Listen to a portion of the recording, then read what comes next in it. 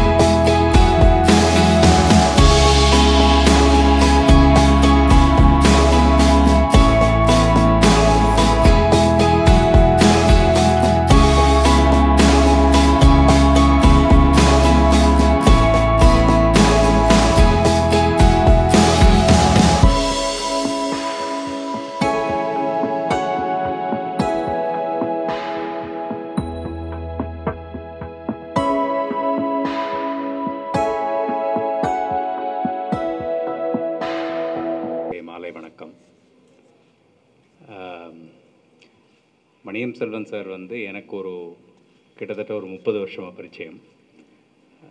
விகடன் சேர்ந்த புதுசுலேருந்து அவரோட எனக்கு பழக்கம். இன்றைக்கி எனக்கு இருக்கக்கூடிய இந்த எக்ஸிபிஷனில் நான் வியந்த ஒரே ஒரு விஷயம் என்னென்னா, 82 வருஷமாக 2 தலைமுறையாக இத்தனை ஓவியங்கள் வரைந்து கொண்டிருக்கும் இந்த ஓவியர்கள் இந்த 82 வருஷமாக இருக்கக்கூடிய இந்த ஓவியங்களை அப்படியே பாதுகாத்து வச்சிருக்கிறதுங்கிறது தான் அது எங்களுக்கான எங்கள் எல்லாருக்குமான. ஏன்னா விகடன் ஆர்கைவ்ஸ்னு பார்க்கும்போது நாங்கள் செய்ய வேண்டிய பல வேலைகளை வந்து இதை பார்த்து கற்றுக்கணும் போல் இருக்கு. அந்த அளவுக்கு வந்து ப்ரிசர்வ் பண்ணி வச்சுருக்கீங்க. அதில் மாசை சார் எப்போவுமே தெளிவாக இருப்பார். எனக்கு அப்போல்லாம் புரியல. ஆரம்பத்தில் வந்து அவர் ஓவியங்கள் வரைஞ்சிட்டு அதை திரும்ப கேட்டுருவார், ஒரிஜினல் கேட்டு வாங்கிடுவார். அப்போ எங்களுக்கு புரியல, அதோடைய ஒரிஜினலுடைய மதிப்பும் புரியல, அவர் ஏன் அதை திரும்ப கேட்குறாருன்னு புரியல. ஆனால் அவர் நாசூக்காக ஒரே ஒரு விஷயம் மட்டும் சொல்லுவார், நான் அது நல்லா பாதுகாத்து வச்சுப்பேங்க, நான் அதை வந்து ப்ரிசர்வ் பண்ணி வச்சுப்பேன் அப்படிம்பார். சரி, அவர் ஏதோ சொல்கிறாருன்னு சொல்லிட்டு நாங்களும் அதை விட்டுருவோம். இப்போ பார்த்தா அவர் ப்ரிசர்வ் பண்ணி வச்சதெல்லாம் தெளிவாக தெரியறது இல்லை. அது எல்லாத்துக்குமே உண்மையை சொல்லப்போனால், நீங்கள் அந்த ஒரிஜினல்ஸை திரும்ப வாங்காமல் இருந்திருந்தீங்கன்னா இன்றைக்கி நாங்கள் இந்த மாதிரி பொக்கிஷமாக சேர்த்து வச்சுருப்போமாங்கிறது எனக்கே சந்தேகம்தான். அந்த விதத்தில் அந்த லெகசியோடைய முக்கியத்துவத்தை வந்து அதை புரிஞ்சு அதை வந்து இத்தனை வருஷமாக நீங்கள் வந்து அதை பாதுகாத்ததுங்கிற இந்த ஒரு விஷயந்தான் எனக்கு இன்றைக்கி பார்த்ததுலேயே எனக்கு பட்டது. அதோடு நான் சுருக்கமாக என்னுடைய உரையை முடிச்சிடுறேன். நன்றி, வணக்கம். நான் சின்ன முதலாளி தான் சொல்லுவேன். அவர் சொன்ன முக்கியமான விஷயம், மணியம் செல்வன் நான் வந்து புத்திசாலி நான் என்றைக்குமே ஒத்துக்க மாட்டேன். இப்போ முதலாளி சொல்லும்போது அவர் கொஞ்சம் புத்திசாலி தான் தெரிகிறாரு. ஏன்னு கேட்டால் 92 வருஷம் வாழ்ந்த கோகுல் சார் நான் மீட் பண்ணும்போது இதே மாதிரி ஒரு பிரச்சனை வந்து, அப்போ என்னுடைய ஓவியங்கள்லாம் கொடுங்கன்னு கேட்கும்போது விகடனில் யார் நிர்வாகமோ தெரியாது. ஒன்ஸ் நீங்கள் சம்பளம் வாங்கிட்டு ஓவியமெல்லாம் வரைஞ்சாச்சுன்னா அந்த ஓவியம் எங்களுக்கு சொந்தம், திருப்பி தர முடியாதுன்ட்டாங்க. சூழ்நிலையில் நீங்கள் சாமர்த்தியமாக வாங்கிட்டேன்னு கில்லாடி ஆளியா அப்படின்னே சொல்ல முடியும். அதில் ஒரு சின்ன மாற்றம், கோகுல் சார் வந்து இன் எம்ப்ளாய்மெண்ட் ஆஃப் விகடன், அதுக்கும் வித்தியாசம் இருக்குது. அவங்க எப்போவுமே ஃப்ரீலான்ஸ். லீகலாக கரெக்ட். ஓகே, நன்றி ஐயா. அப்பாவின் உடன்பிறவா சகோதரர், ஓவியரும் நடிகரும் பேச்சாளருமான திரு சிவகுமார் ஐயா அவர்கள் எந்த ஒரு முக்கியமான நிகழ்வுக்கும் அவரின் ஆலோசனை கேட்காமல் அப்பா செயல்பட்டதில்லை. அவர்கள் இன்று இந்த விழாவில் கலந்து கொண்ட பெருமையை சேர்த்ததற்கு பெருமகிழ்ச்சி அடைகிறோம். இவரை அன்புடன் உரையாட கேட்கிறோம். எல்லாருக்கும் வணக்கம். இதில் இந்த நிகழ்ச்சியில் எதுக்காக எனக்கு கூப்பிட்டாங்கன்னு தெரியல. நான் 3 பிறவியை எடுத்துக்கிறதா நினைக்கிறேன். ஒரு பிறவி ஓவியனாக வாழ்ந்தது 24 வயசோடு அது முடிஞ்சு போச்சு. அப்புறம் நடிகனாக 40 வருஷம் வாழ்ந்து அந்த வாழ்க்கை முடிஞ்சு போச்சு. இப்போ 2005 ஜனவரி மாதம் 19 இனிமேல் நான் உயிரோடு இருக்க வரைக்கும் மேக்கப் போட மாட்டேன் அப்படின்னு முடிவு பண்ணி 2006 இது வரைக்கும் நான் பேசின மேடை உரைகள் கிட்டத்தட்ட விஜய் டிவியில் 22 உரைகள் டெலிகாஸ்ட் ஆகிடுச்சு. அதில் மாஸ்டர் பீஸ் உரைகள் இன்றைக்கும் ராஜா சார் பார்த்துருக்காரு. ராமாயணம், மகாபாரதம், திருக்குறள் நான் பார்க்கல, அதை விட மாட்டேன், எப்படி ஒரு நாளைக்கு கூட்டிகிட்டு போயிடுவேன். ஸோ இந்த ஓவியனாக வாழ்ந்து முடிச்சாச்சு. இப்போ என்னுடைய ஓவியங்களை நம்ம திரும்பி வரைய முடியும்னா என்ன வரைய முடியாது. இவங்களை பார்க்கும்போது எனக்கு அளவில்லா சந்தோஷம். என்னென்னா முதலாளி சொன்ன மாதிரி இத்து போன பேப்பர் பிரேமுன்னு காட்டினா அந்த பேப்பர் பொடியாகிடும். அதெல்லாம் சேவ் பண்ணி வச்சு அப்பாவுக்கு மரியாதை பண்ணதுக்கு உண்மையிலேயே ஒரு ஆன்மா மேலேருந்து பார்த்து சந்தோஷப்படும். அதில் எந்த ஓவியமோ கோகுல் சாருக்கோ சிற்பிக்கோ மற்ற அந்த சீனியர் ஓவியர்கள் யாருக்குமே எஸ் ராஜம் உள்பட எல்லாருக்குமே வாரிசுகள் பெரிய ஓவியராக வந்த மாதிரி என் சித்தரிக்கட்டே தெரியல. அதில் அப்பாவுக்கு ஒரு வாரிசு புறமணி பாருங்கள். ஒரு மனுஷன் 44 வருஷம் வாழ்ந்துக்கான். எவ்வளோ கொடுமையாக நினச்சிப்பார். முடி நரைக்கலையா, முடி நரைக்கிறதுக்குள்ளே 44 வயசில் ஒரு மனுஷன் வாழ்க்கையை முடிச்சுக்கலாம். அது 28 வருஷம் ஓவியனாகவே வாழ்ந்துருக்கான். உடம்புல என்ன வியாதினே தெரியாமல் அந்த மனுஷன் போயிட்டான். ஆனால் போகும்போது என்ன பண்ணிட்டான்னா அந்த ஆன்மாவையும் திறமையும் அப்படியே ஸ்வீகாரமாக தன்னுடைய மகனை கொடுத்து அந்த பையன் 54 வருஷமாக அப்பா போட்ட மாதிரியும் போடுறாரு. அப்பாவோட டெக்னாலஜிக்கெல்லாம் நிறையாவும் போடுறாரு. அப்பா கல்கியில் மட்டும் ஒர்க் பண்ணார். கல்கியில் 1941 கல்கி ஆரம்பிக்கப்படுது. 1944 கல்கியோடைய எல்சா டங்கனுடைய இவங்க அம்மாலாம் போய் அஜந்தா ஓவியம் வரைகிறாங்க. அந்த அஜந்தா பாணி ஓவியங்கள் தான் இப்போ என்னுடைய பாணி ஓவியம். நான் சொன்ன மாதிரி தோட்டா தன்னுடைய சொன்ன மாதிரி இந்த ஓவியங்கள் வேறு. இந்த ஓவியங்கள் எல்லாம் அஜந்தா ஓவியங்கள் எல்லா சிற்பங்களில் அந்த சிற்பங்கள் எழுந்து மனுஷ வடிவத்தில் எப்படி இருக்குமோ அந்த மாதிரி வடிவத்தில் வரைஞ்சிருக்காங்க. இது ஹியூமன் அனாட்டமி ஒரிஜினல் படமாக கே மாதவன் படம், நடராஜ படம் பாருங்கள். அதுதான் ஒரிஜினல் முகம். எங்கள் முகம் அப்படியே இருக்கிறதில்ல, அது வேறு பேட்டர்ன். புரியுது நம்மளுக்கு. இவர் என்ன பண்ணிட்டாருன்னா அப்படியே இன்ஹெரிட் பண்ணிட்டார். அஜந்தா எல்லோரா அந்த ஓவியங்கள் சிற்பங்கள் மனித வடிவத்தை அப்படி இருக்குமா அப்படி ஒரு ஃபார்மேஷன் எடுத்துக்கிட்டு அதுலேயே மாஸ்டர் ஆகிட்டார். அதுலேயே அத்தனை சப்ஜெக்ட் வரைஞ்சிருக்காரு. அவர் இதுக்குள்ளே வரல. இப்போ மாதவன் என்எஸ் கிருஷ்ணன் படத்தை வரைஞ்சிருக்காரு. போர்ட்ரேட்டு நடிகர் சங்கத்தில் வச்சுருந்தாங்க. அப்படியே உயிரோட பார்க்குற மாதிரி இருக்கு. அதுக்குள்ளே அவர் வரல.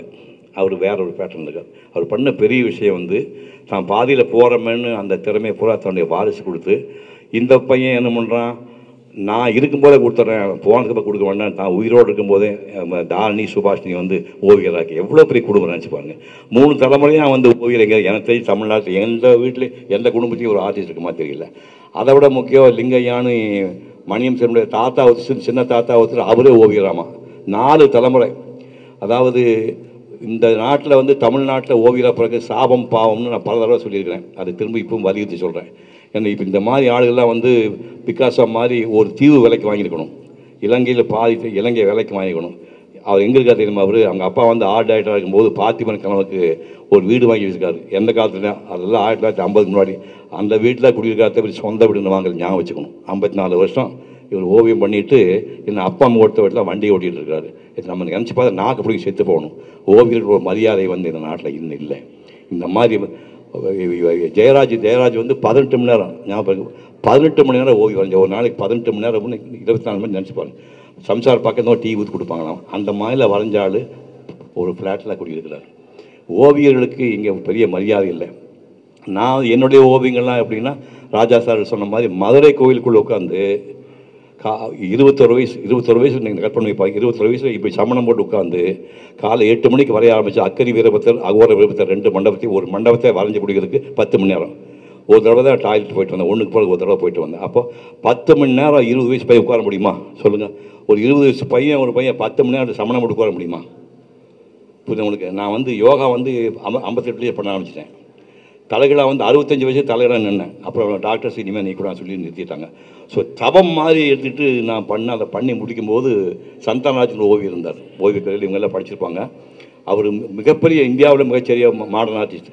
அவர் சொன்னார், நீ வரைகிற ஓவியம் நீ காந்தி படம் ராஜா சாருக்கு புக் கொடுத்துருக்கேன், இந்த ரேப்பர் காந்தி படத்தை இந்தியாவில் நம்ம வரைகிற 2 பேர் கிடையாது, 2 பேர் கூட வரைய முடியாது, அப்படி படாது. அதுதான் எல்லாம் ஒரு ஹொரைசன், ஒரு இடத்துக்கு வந்துட்டு திரும்ப வெளியே வா, மாநாட்டு வானார், என்னென்னோ பண்ணி பார்த்து மாநாட்டுக்கு நான் வர முடியல. அப்போ அவர் சொன்னார், உன்னுடைய ஓவியம் வந்து 14ஆம், என்னப்பா மைக்கு கலாடா பண்ணுது, கொஞ்சம் கரெக்ட் பண்ணிக்க, 14ஆம் நூற்றாண்டு ஓவியங்கள். எப்போ 600 வருஷத்துக்கு முன்னாடி ஓவியம், நீ லேட்டாக போகணும்னு தொலைஞ்சிட்டேன், இந்த ஓவியத்துக்கு வேல்யூ இருக்கான்னு சொல்லி நான் துரத்தி விட்டனால நடிகனானால கல்யாணம் பண்ணேன். அதனால் 2 பசங்க கிடைச்சாங்க. அதுக்கப்புறம் வசதியான வீடு இருக்குது. அந்த பசங்க வந்து இத்தனை வருஷம் கழிச்சு 1965க்கு முன்னாடி வரைஞ்ச ஓவியங்களை போலாம் காஃபி டேபிள் புக்காக போட்டு கொடுத்துருக்காங்க. அது காரணம் நான் நடிகனாக வந்தது தான். அதுக்காக நீங்கள் நடிகனான்னு சொல்ல, இப்படி வந்து மக்களால் கொண்டாடப்படாத ஒரு கலையில் ஒரு 3 தலைமுறையாக ஒருத்தர் வந்து நாங்கள் வந்து பிறந்தது வந்து பேர் புகழுக்காக இல்லை, நாங்கள் எங்கள் கடமை எது, எப்படி நல்லகண்ணு வந்து பதவி எனக்கு முக்கியம் இல்லை, நான் மக்களுக்கு சேவை பண்ணது முக்கியம்ட்டு 3 தடவை எலெக்ஷன் நிற்கிறார் நல்லகண்ணு. அது 99 வயசு ஆகுது, 3 தடவை தோற்று போயிட்டார். அப்புறம் கோபம் வரும்ல, நந்தி கட்ட மக்கள்னு. மக்களுக்கு சேவை பண்ணுறது என்னுடைய நோக்கமே தவிர அவங்க பதவி எனக்கு முக்கியம் இல்லாட்டி இன்னும் கடைசி வரைக்கும் இருப்பாங்க. அந்த மாதிரி இவங்க நாங்கள் கலைக்காக வாடுறோம் தவிர வசதிக்காக புகழுக்காக வாழ்ந்து எப்படிப்பட்ட ஃபேமிலி. இந்த ஃபேமிலி இப்படி ஒரு நிகழ்ச்சி நடத்தி, இது இளையராஜாவும் இது சாதாரண நாள் நினைக்காதீங்க. சீரராஜா வந்து எங்கேயோ புறப்பட்டு மண்ணு குழந்தை புறப்பட்டு வந்து உலகத்தை உச்ச தொட்டாள், சிம்பனி தொட்டாள். இன்னொரு மனுஷன் இளையராஜா மேலே இந்த மண்ணில் பிறக்கிறதுக்கு வாய்ப்பு கிடையாது. அவர் வந்து இந்த நிகழ்ச்சிக்கு வந்து பண்ணு, இதை விட அவர் ஹானர் பண்ணுறதுக்கு ஒன்றுமே இல்லை. அளவில்லா சந்தோஷம். இந்த குடும்பம் சார்பிலே ராஜா அவருக்கு நன்றி தெரிவித்து உரை முடிக்கிறேன். நன்றி, வணக்கம். சிறு வயசில் வந்து லைப்ரரி போயிட்டு பொன்னியின் செல்வன், அது என்ன 2ஆம் பாகம், அதாவது 2வது பதிப்பாக என்னன்னு தெரியல, அது லைப்ரரியில் இருக்கும் இல்லையா, 5 பாகங்கள், மொத்தம் 5 பாகங்கள். அதை எடுத்து படிக்கிறது வந்து எங்களுடைய செட்டுகள்லாம் வந்து ரொம்ப, நான், பாரதி ராஜா, பாஸ்கர், இந்த குரூப்பு எல்லாம், சுப்பிரமணியன் சொல்லி எக்கோ கம்பெனிக்கு என்னுடைய ஃப்ரெண்டு, எல்லாம் போட்டி போட்டுக்கிட்டு எடுப்போம். ஃபஸ்ட்டு காணவே ஏன்னு, அது எங்கிட்ட இருக்கு, நான் படிச்சுட்டு இருக்கேன்.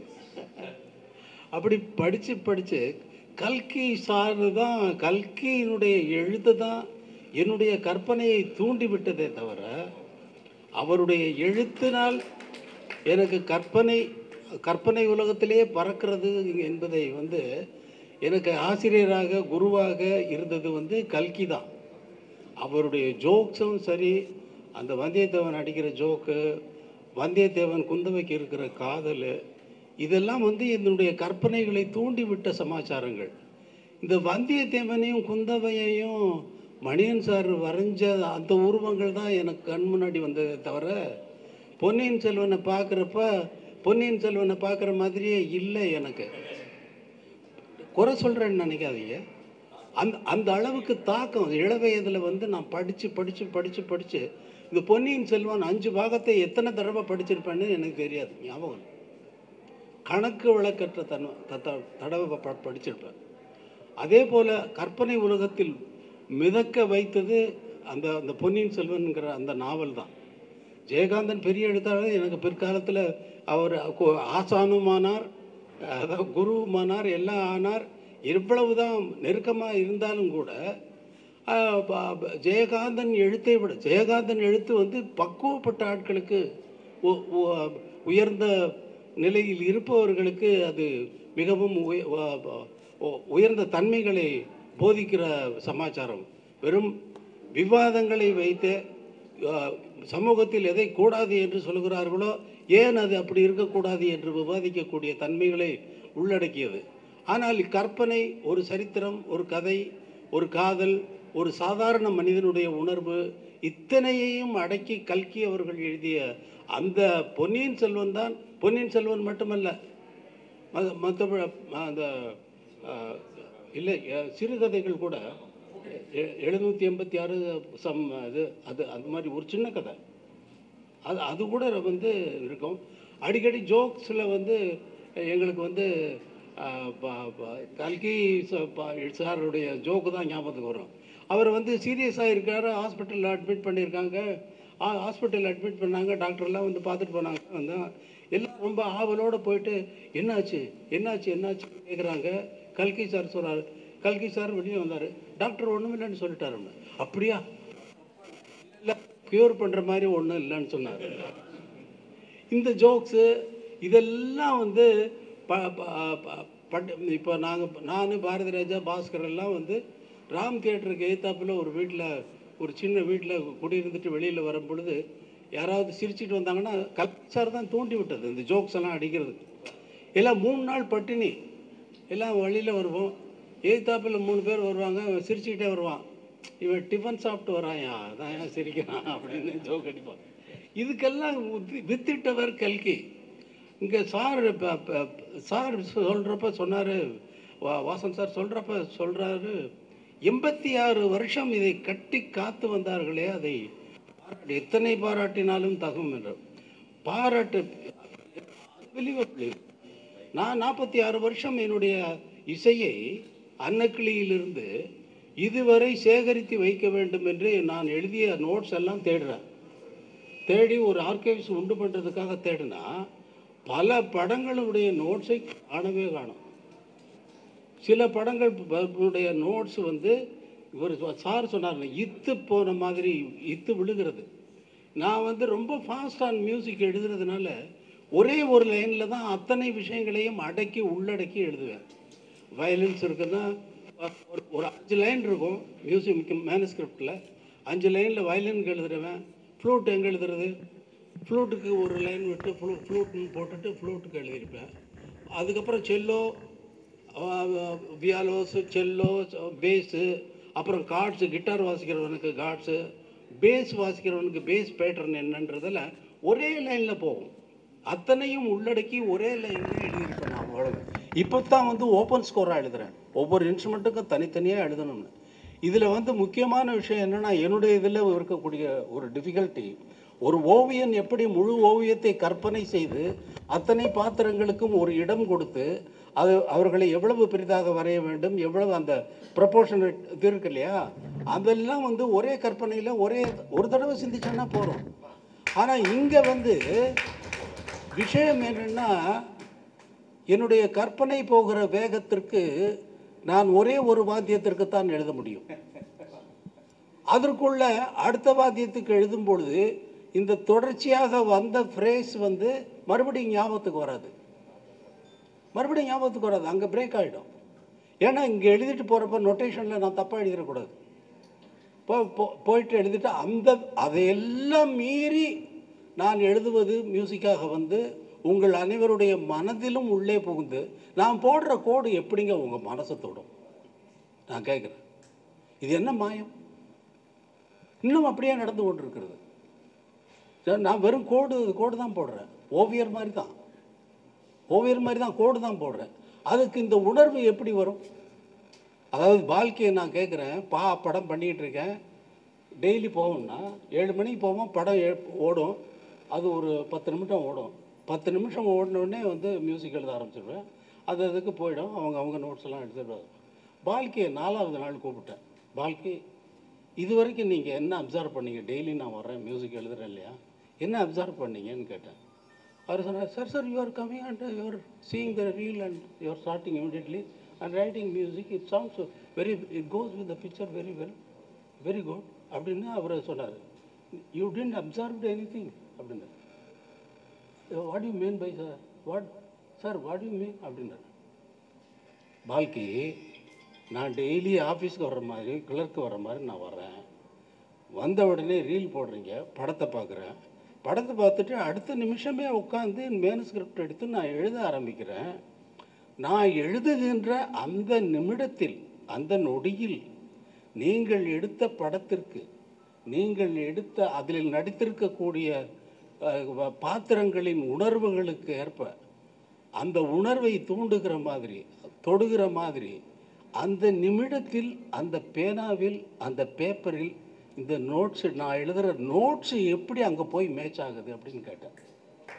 சார் என்ன சார் இது, என்ன எனக்கே புரியாத வாழ்க்கை, எப்படி பண்ணுறீங்க அப்படின்னு கேட்டார். எனக்கே தெரியாது வாழ்க்கை. The moment I put my pen on the paper, it comes automatically. Whenever I finish write, அந்த ரைட்டிங் எப்போ முடியுதோ அப்போ ரீலில் அந்த சீக்வன்ஸ் முடிஞ்சிருக்கும். இப்போ ரீல் அந்த சீக்வன்ஸ் முடிக்கிறது. இது ஒரு ரீல் போட்ட அண்ணா, நான் வேலை செஞ்ச ஹீரோக்கள்லேயே அதிகமான ஹீரோவுக்கு நான் இசையமைச்சது உங்களுக்கு தான். ஆமையா, ஒரு ஒரு ஹீரோவுக்கு அதிகமாக நான் வேலை செஞ்சுருக்கேன்னா அது சிவகுமார் அண்ணனுக்கு தான். முதல் படத்துலேருந்து எத்தனை படம், அதான் கண்ணன் ஒரு கை குழந்தை என்ன மறக்க முடியுமா? சின்ன கண்ணன் அழைக்கிறேன் விட்டுருவார் அவர். என் கண்மணி. அது மாதிரி இது எப்படி போய் அமைகிறது என்று தெரியவில்லை. முக்கியமான விஷயம் என்னென்னா 86 வருடம் அவர்கள் பாதுகாத்ததை நான் 46 வருடம் கூட இன்னும் கடக்கவில்லை. என்னுடைய நோட்ஸுகளை காணோம். யார் எடுத்துகிட்டு போனாங்க? திருடிட்டு போனாங்களா? வெளியில் இப்போ என்ன இப்போ இது பண்ணாங்க? இல்லை காப்பி அடிக்கிறதுக்காக எடுத்துகிட்டு போனாங்களா? ஒன்றும் தெரியலை. நிறைய படங்கள் மிஸ்ஸிங். இப்போ ஓரளவுக்கு எல்லாம் கலெக்ட் பண்ணி வச்சுட்டோம். இல்லைன்னா இப்போ மறுபடியும் இந்த ரெக்கார்டு ஒலிப்பதிவு தேடி பிடிச்சி மறுபடியும் எழுத ஆரம்பிக்கணும். இண்டிவிஜுவலாக எழுதணும். ஒரே லைனில் இருந்ததெல்லாம் இப்போ நான் ஓப்பன் ஸ்கோராக எழுதி ஆகணும். அது பெரிய விஷயம். அது மணியன் மாசேவை நான் பார்த்து அதில் தெரிஞ்சுக்கிட்டேன். நானே போய் இதெல்லாம் கலெக்ட் பண்ண முடியாது. ஆட்கள்கிட்ட சொல்லி அதெல்லாம் தேடி பிடிக்கடா பாவிகளா அப்படின்னு சொல்லி எனக்கிட வேலை செய்கிறவனுங்க பாவிகள். தேடி பிடிக்கடா பாவிகள்னா எனக்கு கீழே வேலை செய்கிறவங்கள தான் நான் திட்ட முடியும், மற்றவங்களை திட்ட முடியாது. அதனால் இந்த இந்த இந்த ஒரு நொடியை இந்த நாளை இன்றைக்கு பகவான் ரமணர் பிறந்த நாள். காலையில் அங்கே பகவான் ரமணருடைய அந்த பிறந்த நாள் விழா கொண்டாட்டத்தில் கலந்து கொண்டு சாயங்காலம் வருகிறேன், இங்கே இந்த நிகழ்ச்சிக்கு நான் வருகிறேன் என்று ஒத்துக்கொண்டதை மறந்து விட்டேன். மறந்து வெற்றிமாறனுடைய விடுதலை பார்ட் 2க்கு இசையமைப்பதற்காக அவர் படம் எனக்கு காட்டுவதற்காக இன்று ஸ்டுடியோவுக்கு வந்தார். அவருடன் உட்கார்ந்து படம் பார்ப்பதற்காக போய் உட்கார்ந்துருக்கிறேன். உட்கார்ந்துருக்கும்போது மணியன் செல்வனுடைய மகன் வந்திருக்கிறார் அப்படின்னாங்க. ஐயோ இன்னைக்கா அது, இன்னும் மறந்தே போயிட்டேனே அப்படின்னு சொல்லிட்டு அப்புறம் வெற்றிமாறன் அனுப்பிச்சிட்டு நான் இங்கே நல்ல வேளை மறந்து நான் கொடுத்த வாக்கை இல்லை நான் தவறுனவன் ஆகிவிடுவேன் இல்லையா? இல்லை, அதுக்காகத்தான் கொடுத்த வாக்கை காப்பாற்றும்பாறு பகவான் ரமணருடைய அருளினால் நான் இங்கே வந்ததும் மணியன் செல்வன் அவர்களை வாழ்த்துவதற்கு ஒரு சந்தர்ப்பத்தை ஏற்படுத்தி கொடுத்த மணியன் செல்வன் அவர்களுக்கும் அவர்களுடைய குடும்பத்தாருக்கும் என்னுடைய மனமார்ந்த நன்றியை தெரிவித்துக் கொள்கிறேன். நீண்ட ஆயுள், நிறை செல்வம், ஓங்கு புகழ், மெஞ்ஞானம் பெற்று நீடூழி வாழ எல்லாம் வல்ல இறைவனை மணியன் செல்வனுக்கு அருள வேண்டும் என்று பிரார்த்திக்கிறேன். நன்றி, வணக்கம். செம்மொழி மாநாடு கலைஞர் கோயம்புத்தூரில் பண்ணார். அந்த செம்மொழி மாநாட்டுக்கு உயிர் கொடுத்தாள் தோட்டாத்தரணி. செம்மொழி மாநாட்டுக்கு உயிர் கொடுத்தாள். நீங்கள் அந்த கற்பனையே பண்ண முடியல. அந்த 10-12 நாள் நிகழ்ச்சிக்கு அரங்கமாக இருக்கட்டும், செட் ஆகட்டும், எல்லா சகலமான விஷயத்தையும் அவர் பண்ணது லைஃப்பில் மறக்கவே முடியாது. இப்போ நான் கையில் வச்சுருக்கிறது தான் நான் சொன்னேன், முதல் பிறவி எடுத்தது. ஒரு 4-5 படங்கள் மட்டும்தான் அவங்க காட்டுவேன், ஜாஸ்தி காட்ட மாட்டேன். எங்கேயுமே போய் யாரும் சொல்லிக் கொடுக்காம மோகன்தாஸில் அப்ரெண்டிஸாக ஒரு தோசை கொடுப்பாங்க, நான் காஃபி சாப்பிட மாட்டேன். அது டம்ளர் ஹார்லிக்ஸ் சாப்பிட்டு என்னுடைய 17 வயசில் வரைஞ்ச, யாரும் சொல்லிக் கொடுக்காம வரைஞ்ச ஓவியம் 10 கமாண்ட்மெண்ட்ஸில் பிரின்ஸ், ஷெப்பர்டு, மோசஸ் 3 கேரக்டரும் பாருங்க. யாரும் சொல்லிக் கொடுக்காம நானாக வரைஞ்சது. 16 வயசு இதை நான் வரையும் போது எனக்கு 16 வயசு. அப்புறம் ஓவியக் கல்வியில் சேர்ந்து எனக்கு 22 வயசு இருக்கும்போது திருவண்ணாமலையில் விருதுநகர் நாடார் சத்திரம் இருக்குது. அங்கே ஓசியில் தங்கிட்டு, தம்பி இங்கே படுக்கிறதுக்கு மட்டும் குளிக்கிறதெல்லாம் வெளியில் குளிச்சுக்கணும், 2 நாளைக்கு ஒரு தடவை 4 நாள் குளிச்சு ஒரு ஹோட்டலில் குளிச்சுட்டு பப்ளிக் பேச டாய்லெட்டுக்கு போயிட்டு நான் திருவண்ணாமலை 1963 சன்னதி தெருவில் போனேன். ஒரு வீட்டில் மாடியில் ஏங்கல் நல்லா இருக்குன்னு தோணுச்சு. உள்ளே போய் எட்டி பார்த்தா ஒரு பொண்ணு அப்போ தான் புதுசாக தாலி கட்டி இருக்குது, மஞ்சள் பொண்ணு காயில். மாடியில் போய் இந்த ஓவியம் வரைஞ்சிக்கிறேன்னு சொன்னேன். ஒரு மாதிரி பார்த்து தொப்பி வச்சுக்கணும் பயந்துட்டு, நல்ல பையன் தப்பெல்லாம் பண்ண மாட்டேன். ஒரு சந்தேகம் மாடி அனுப்பி உள்பக்கம் பூட்டிங்கன்னு சொன்னேன். உள்ளே மேலே அனுப்பிட்டு உள்ளே பூட்டிடுச்சு. இப்போ மாடியில் உட்காந்து 3 மணி நேரம் திருவண்ணாமலை கோயில் வரைஞ்சதான் இந்த ஓவியம்.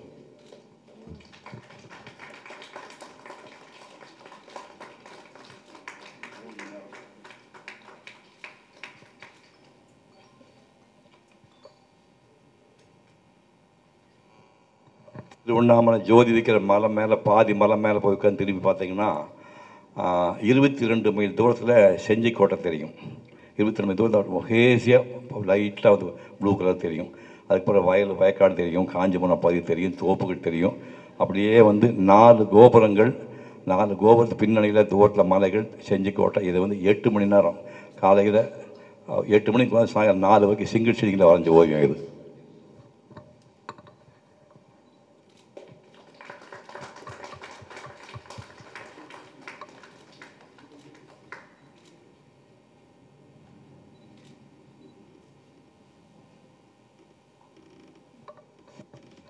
மேற்கு கோபுரம் இப்போ சாமி சொன்னார், இவர் சாமி தான் கோபுரம். ரமண மகர்ஷி ஆசிரமத்துக்கு போகிற ரோடு, அது நேராக கடைசி போனால் ரமண மகர்ஷி ஆசிரமம் வரும். மேற்கு கோபுரத்துலேருந்து தெற்கு நோக்கி போகிற ரோடு. இதை வந்து ஒரு மாடியில் உட்காந்து ஒரு 3.5 மணி நேரம் வரைஞ்சது. இப்போ இந்த கோபுரமெல்லாம் இதில் ப்ரௌன் கலர் இருக்கும். அப்போல்லாம் வந்து கும்பாபிஷேகம் பண்ணல. இப்போ கும்பாபிஷேகம் பண்ணி இது அழகுபடுத்துன்னு சொல்லி சாம்பா கலர் அடித்து கேவலப்படுத்திட்டாங்க. இது ஒரிஜினல் கலர் எப்படி இருக்குது பாருங்கள்.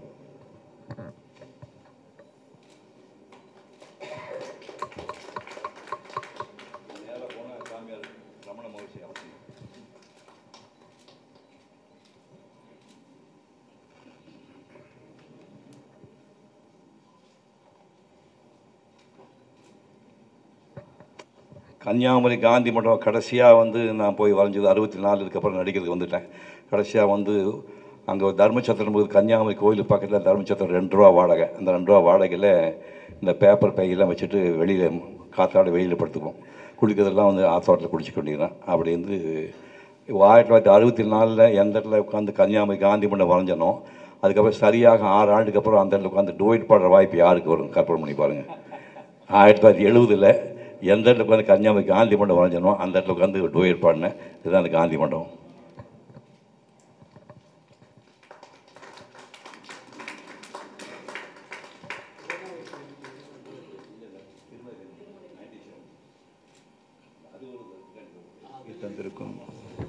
வருகை தந்திருக்கும் பெரியவர், என் மனசுக்கு பிடித்தவர்.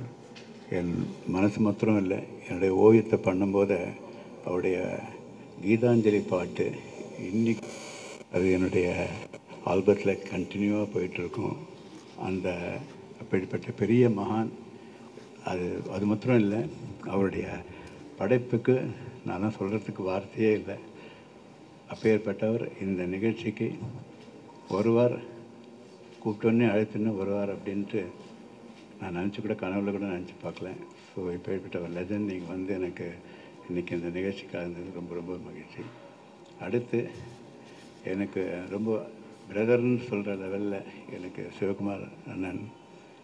அவர் வந்து இந்த என்னுடைய ஓவியத்துறையில் நான் எடுத்து காலடி வச்சு என்ட்ரு ஆன உடனே அது அந்த டைமில் என்னை ஒரு வீட்டுக்கு கூப்பிட்டு பல ஸ்கெட்சை காமிச்சார். அந்த ஓவியத்தினுடைய ஸ்கெட்ச் வந்து ஒரு காலேஜில் படிச்சிருந்தது. இப்போ என்னுடைய ப்ரிசர்வ் பண்ணியிருக்கிற பற்றி சொல்கிறாரு. ஆனால் அவருடைய கலெக்ஷனை ஒரு ஸ்கெட்ச் புக்கு, ஒரு 4-5 ஸ்கெட்ச் புக்கு பார்த்துட்டு அவர்கிட்டேருந்து பத்திரமா வாங்கிட்டு போய் நான் பார்த்து நான் திருப்பி தரேன்னு சொல்கிற அளவுக்கு அப்படி ஒரு அற்புதமான ஒரு படைப்புக்களை ஸ்கெட்சை காலேஜில் யூஸ்வலாக 6 வருஷம் படித்தது வந்து கிட்டத்தட்ட அவர் வாழ்நாள் ஃபுல்லாக இன்றைக்கி 82 வருஷம் பண்ண வேண்டிய ஒர்க்கை அந்த 6 வருஷத்தில் அவர் கம்ப்ளீட் பண்ணி அந்த ஒர்க்ஸை பண்ணியிருக்காருன்றது தான் என்னுடைய அனுமானமாக இருந்தது. ஏன்னா அதனுடைய திறமை, அதனுடைய மெடிடேஷன், அது வந்து ஒரு தவமாகவே இப்போ நாங்கள்லாம் பத்திரிகைக்காக பண்ணுறோம் அப்படி இல்லாமல் தன்னுடைய ஆத்ம திருப்திக்காக அப்படியே விரும்ப அவர் வந்து அது வந்து போய் அந்த இடத்த ஒரு ஸ்பாட் ஒர்க்கு அதை வந்து ஒரு ஓவியனாக இருக்கிறதுனால என்னால் உணர முடிஞ்சது. அது அப்படி ஒரு நல்ல ஒரு படைப்புகளை அவர் பண்ணி இருக்கிறது எனக்கு ஒரு ரொம்ப சந்தோஷம். அவர் வந்து என்னுடைய முதல் ஒரு எக்ஸிபிஷனுக்குலேருந்து ஆரம்பித்து 1909 அதாவது 2009 ஒரு எக்ஸிபிஷன் வைக்கும்போது தான் அவர் அது பண்ணார். அதே மாதிரி அப்பாவுக்கு காலத்தை வென்றவர்கள்னு சொல்லி ஒரு நிகழ்ச்சி பண்ணும்போது தூர்தர்ஷனில் நான் வந்து ஜஸ்ட்டு ரிக்வெஸ்ட் பண்ணேன். அதை வந்து ரொம்ப அற்புதமாக அதை வந்து வீட்டுக்கு வந்து ஷூட் பண்ணி அதை கொடுத்துட்டு போனேன். அப்படியெல்லாம் ஒரு இதையும் என்னுடைய டெவலப்மெண்ட்டுக்கும் ரொம்ப முக்கிய காரணமானவர். அப்புறம் அடுத்து எம்டி சொல்ல வேண்டாம். எனக்கு எஸ்எஸ் வாசன் சார் இருக்கும்போதே 69 அதுக்கு வாய்ப்புக்காக என்னோடய படங்கள்லாம் அவர் பார்த்து சான்ஸுக்காக கொடுத்தபோது பார்த்த டைமு அந்த 69 அதுக்கப்புறம் என்ன ரிசல்ட்டுன்னு தெரியாது, ஆனால் அந்த படத்தை பார்த்துட்டாரு அப்படின்னு தெரியும். அதுக்கப்புறம் அந்த டைமில் அவர் மரணம் அடைந்ததுனால அதுக்கப்புறம் அந்த பெரிய என்ன விகடன்றது ஒரு பெரும் கோட்டை. அதில் வந்து ஒரு பர்டிகுலர் அப்போல்லாம் ஒரு ஸ்டாஃப் மாத்திரம்தான் இருந்து ஒர்க் பண்ணுவாங்க ஒரு பத்திரிக்கைக்கு, இண்டிவிஜுவலாக ஒவ்வொரு இதுலையும். ஸோ அப்படி ஒரு பெரிய பத்திரிக்கையில் எனக்கு பாலசுப்ரமணியம் அவர்கள் வந்து ஆசிரியர் பெரிய அவர் வந்து எனக்கு வாய்ப்பு கொடுத்ததும் சரி, அதுக்காக எனக்கு ஒரு பெரிய சர்ஃபேஸ் என்டையராக அது வந்து அற்புதம் கொடுத்து எனக்கு ஒரு வாய்ப்பு அளித்தார். இப்போது என் டாக்டர்கிட்ட சொன்ன மாதிரி அப்பாவுக்கு கல்கி கிடைச்ச மாதிரி எனக்கு விகடன் கிடச்சிது. அது மாத்திரம் இல்லை, கல்கியில் படம் போட்டு பொன்னியின் செல்வன் வந்தது பப்ளிஷ் பண்ணுறது அவர்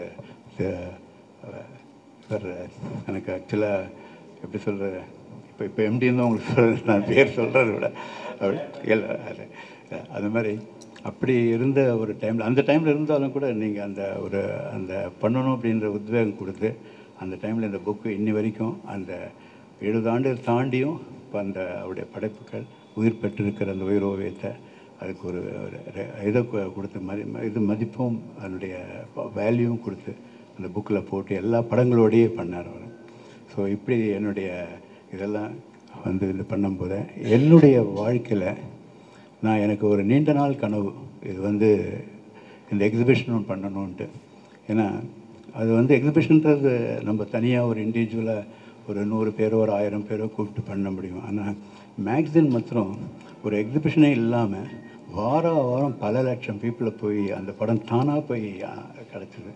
ஸோ அது ஒரு பெரிய எங்களுக்கெல்லாம் ஒரு பெரிய என்கரேஜாக இருந்தது. இந்த எக்ஸிபிஷன் பண்ண கனவு வந்து அப்பாவுக்கு இந்த 100 ஆண்டு வரும்போது அது அவசியம் பண்ணணும்னு சொல்லி முயற்சி எடுத்து இந்த நூற்றாண்டில் பண்ணுறதுக்கு ஒரு நல்ல ஒரு வாய்ப்பு கிடைத்தது. அந்த இடத்துல பெரியவர் ராஜா அவர்கள் வந்து வரணும் அப்படின்றதுக்கு முக்கிய காரணமாக என் மனசுக்குள்ளே தோன்றி கேட்டதுக்கு காரணமே அவர் வந்து இசையில் இவ்வளோ பெரும் சிறப்பும் இதுவும் இருந்தாலும் அந்த ஓவியத்தை பற்றி அவர் வந்து ஒரு வாட்டி என்கிட்ட பேசும்போது ரெம்பரண்டோட படம் அந்த லைட் அண்ட் ஷேட் படம் பிடிக்கும் பார்த்துருக்கேன் அப்படின்னு சொல்லி தன்னுடைய போர்ட்ரேட் பண்ணும்போது அதை குறிப்பிட்டு சொல்லி பண்ண சொன்னேன். அப்போ எனக்கு ஆச்சரியமாக இருந்தது, இசையில் இருந்தாலும் கூட அந்த ஓவியத்து மேலே அந்த அவ்வளோ ஆர்வத்தோடு அதை கிரகிச்சிருக்கார் அப்படின்னு வரும்போது அவர் வந்து இந்த எல்லா கலைகளையும் அதை அப்சர்வ் பண்ணதுனால அவர் வந்து இந்த இடத்துக்கு வரணும்னு சொல்லி நான் ஆசைப்பட்டேன். அதே மாதிரி எனக்கு விகடன் வந்து எனக்கு ஒரு பெரிய சர்ஃபேஸ் தந்தது. அதுக்காக இவர் சீனிவாசன் வந்து நான் வரணும் அப்படின்ட்டு ஆசைப்பட்டேன். ஆனால் சிவகுமார் அவர்கள் சொல்ல வேண்டாம், அவர் உடன் இருக்கிறதுனால என்னுடைய இதுக்கு வந்து ரொம்ப என்கரேஜ் பண்ணி எல்லா டைரெக்ஷனும் வந்ததான். எதிர்ப்பக்கம் தம்பி சொல்லணும்னு சொல்லணும், தோட்டதர்ணி இந்த காலேஜிலேருந்து நாங்கள்லாம் ரொம்ப ஸ்டூடெண்ட் சைக்கிள்லேயே டபுள்ஸ் எல்லாம் அடித்தாங்க நம்மலாம். ஸோ அப்படியெல்லாம் ஒரு ரொம்ப அற்புதமான இந்த நிகழ்வு வந்ததும் எனக்கு ரொம்ப பெருமை. இந்த நிகழ்வு என்னோடய வாழ்நாளில் எனக்கு கிடைச்ச ஒரு பெரும் பாக்கியமாகவும் இந்த பெரிய லெஜண்ட்ஸ் எல்லாம் வந்து இதை நடத்தி கொடுத்ததுக்கு அவங்களுக்கு ஒரு நன்றியும் என்னுடைய வணக்கத்தையும் தெரிவிச்சுக்கிறேன். நன்றி, வணக்கம்.